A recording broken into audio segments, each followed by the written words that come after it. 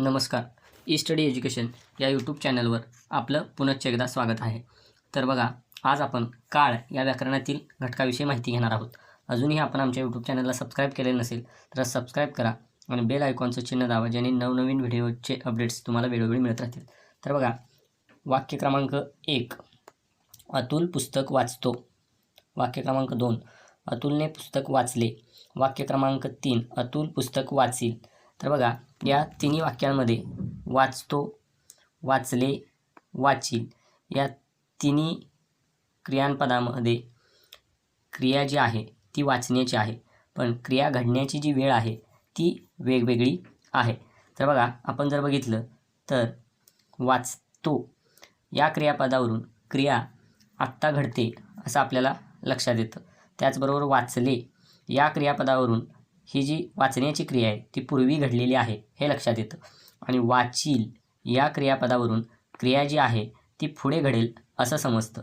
त्यामुळं व्याकरणामध्ये क्रियापदावरून जेव्हा आपल्याला क्रिया जी आहे केव्हा घडली हे कळतं, त्यालाच मराठी व्याकरणामध्ये काळ असे म्हणतात.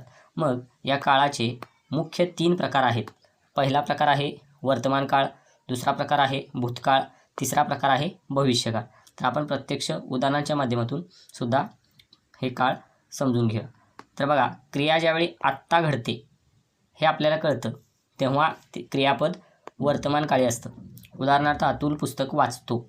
त्याचबरोबर नदीला पूर आला, म्हणजे या क्रियापदांवरून वाचतो त्याचबरोबर आला क्रिया आत्ता घडते हे आपल्याला समजतं, म्हणून इथं वर्तमान काळ आहे.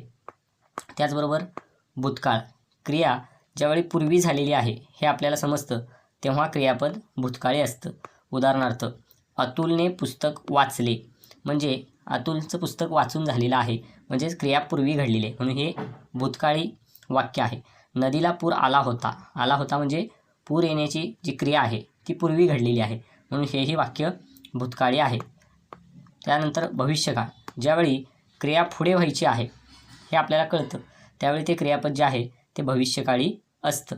बघा, आता अतुल पुस्तक वाचील म्हणजे अतुल पुस्तक पुढे वाचणार आहे, म्हणजे वाचण्याची क्रिया पुढे घडणार आहे, म्हणून हे भविष्यकाळी वाक्य आहे.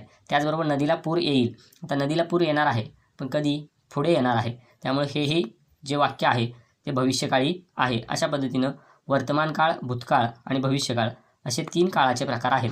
तर बघा, आता आपण प्रत्यक्ष उदाहरणांच्या माध्यमातून सुद्धा काळ जाणून घेऊया. तर बघा, प्रश्न आहे खालीलपैकी वर्तमान काळी वाक्य शोधा. तर बघा, पहिला पर्याय आहे दीपाली गोष्ट सांगत आहे. दुसरा पर्याय आहे दीपाली गोष्ट सांगेल. तिसरा पर्याय आहे दीपालीने गोष्ट सांगितली. आणि चौथा पर्याय आहे दीपाली गोष्ट सांगणार आहे.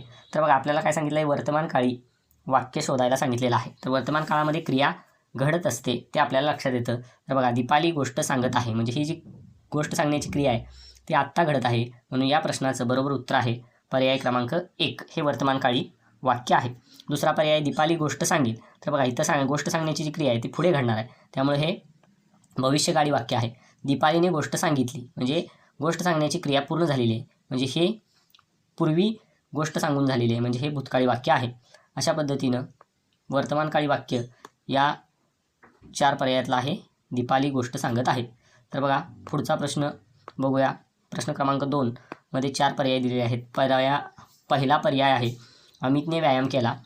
दुसरा पर्याय आहे अमित व्यायाम करत होता. तिसरा पर्याय आहे अमित व्यायाम करेल. आणि चौथा पर्याय आहे अमित व्यायाम करत आहे. तर बघा, पर्याय क्रमांक 1 अमितने व्यायाम केला. केला म्हणजे क्रिया पूर्वी घडली, म्हणजे हे भूतकाळी वाक्य आहे. दुसरा पर्याय अमित व्यायाम करत होता, ही सुद्धा पूर्वी घडणारीच क्रिया आहे. अमित व्यायाम करील. करील म्हणजे भविष्यकाळी.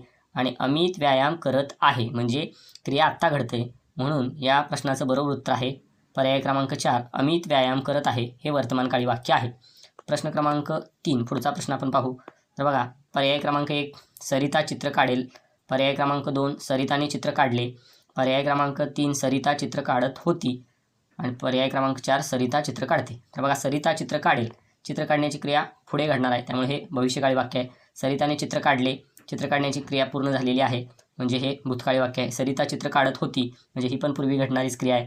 आणि पर्याय क्रमांक 4 सरिता चित्र काढते, म्हणजे इथं क्रिया आत्ता घडते हे आपल्या लक्षात येतं, म्हणून वर्तमान काळी वाक्य आहे पर्याय क्रमांक 4 सरिता चित्र काढते. पुढचा प्रश्न आपण बघूया. तर बघा, पर्याय क्रमांक 1 अन्वित क्रिकेट खेळत होता. पर्याय क्रमांक 2 अन्वित क्रिकेट खेळेल. पर्याय क्रमांक 3 अन्वित क्रिकेट खेळतो. पर्याय क्रमांक 4 अन्वित क्रिकेट खेळत असेल. तर बघा, अन्वित क्रिकेट खेळत होता म्हणजे ही पूर्वी घडणारीच क्रिया आहे. अन्वित क्रिकेट खेळेल, खेळेल म्हणजे पुढं घडणार आहे म्हणजे हे भविष्यकाळी वाक्य आहे. अन्वित क्रिकेट खेळतो म्हणजे इथं क्रिया आत्ता घडत आहे आपल्या लक्षात येतं म्हणून हे वर्तमानकाळी वाक्य आहे. आणि अन्वित क्रिकेट खेळत असेल ही सुद्धा भविष्यात घडणारी क्रिया आहे म्हणून हे भविष्यकाळी वाक्य आहे. परंतु आपल्याला वर्तमानकाळी वाक्य शोधायला सांगितले म्हणून याचं बरोबर उत्तर आहे पर्याय क्रमांक 3. पुढचा प्रश्न आपण बघूया. प्रश्न क्रमांक 2 खालीलपैकी भूतकाळी वाक्य शोधा. तर बघा, भूतकाळामध्ये क्रिया पूर्वी घडलेली आहे हे आपल्या लक्षात येतं. सुप्रिया अभ्यास करते. पर्याय क्रमांक 2 सुप्रियाने अभ्यास केला. पर्याय क्रमांक 3 सुप्रिया अभ्यास करील. आणि पर्याय क्रमांक 4 सुप्रिया अभ्यास करणार आहे. तर बघा, आता सुप्रिया अभ्यास करते, क्रिया आता घडणार आहे त्यामुळं हे वर्तमानकाळी वाक्य आहे. सुप्रियाने अभ्यास केला म्हणजे अभ्यास करण्याची जी क्रिया आहे ती पूर्वी घडलेली आहे म्हणून बरोबर भूतकाळी वाक्य आहे पर्याय क्रमांक 2. त्याचप्रमाणे पर्याय क्रमांक 3 सुप्रिया अभ्यास करील. करील म्हणजे भविष्यात घडणारी क्रिया आहे, पुढे घडणारी क्रिया आहे म्हणून हे भविष्यकाळी वाक्य आहे. सुप्रिया अभ्यास करणार आहे हे पण क्रिया पुढे घडू शकणार आहे म्हणून याचं बरोबर उत्तर आहे पर्याय क्रमांक 2 सुप्रियाने अभ्यास केला. पुढचा प्रश्न पाहूया. बघा, प्रश्न क्रमांक पर्याय क्रमांक 1 मी अभ्यास करीन. पर्याय क्रमांक 2 मी अभ्यास केला. पर्याय क्रमांक 3 मी अभ्यास करत आहे. आणि पर्याय क्रमांक 4 मी अभ्यास करतो. तर बघा, मी अभ्यास करीन, करीन म्हणजे क्रिया पुढे घडू शकते म्हणून हे भविष्यकाळी वाक्य आहे. मी अभ्यास केला, क्रिया पूर्वी घडलेली आहे.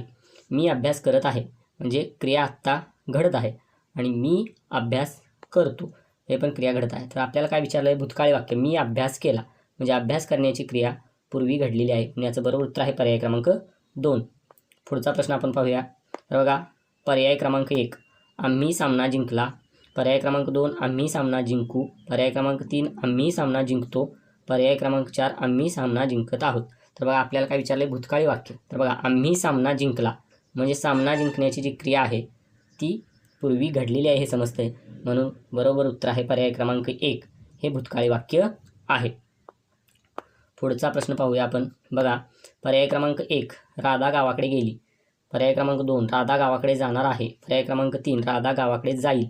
पर्याय क्रमांक 4 राधा गावाकडे जात आहे. तर बघा, राधा गावाकडे गेली म्हणजे ही गावाकडे जाण्याची जी क्रिया आहे ती घडलेली आहे म्हणून हे भूतकाळी वाक्य आहे. राधा गावाकडे जाणार आहे, क्रिया पुढे घडेल. राधा गावाकडे जाईल भविष्यकाळी वाक्य आहे. राधा गावाकडे जात आहे, क्रिया आत्ता घडत आहे म्हणजे वर्तमानकाळी वाक्य आहे आणि बरोबर भूतकाळी वाक्य आहे पर्याय क्रमांक 1. पुढचा प्रश्न बघा, खालीलपैकी भविष्यकाळी वाक्य शोधा. आता भविष्यकाळी म्हणजे क्रिया पुढे घडणार असते हे आपल्याला समजतं. बघा, पर्याय क्रमांक 1 सुरेश शाळेत गेला. पर्याय क्रमांक 2 सुरेश शाळेत जाईल. पर्याय क्रमांक 3 सुरेश शाळेत जात आहे. पर्याय क्रमांक 4 सुरेश शाळेत गेला होता. तर बघा, पर्याय क्रमांक 1 सुरेश शाळेत गेला म्हणजे क्रिया पूर्वी घडलेली आहे हे भूतकाळी वाक्य आहे. आणि सुरेश शाळेत जाईल म्हणजे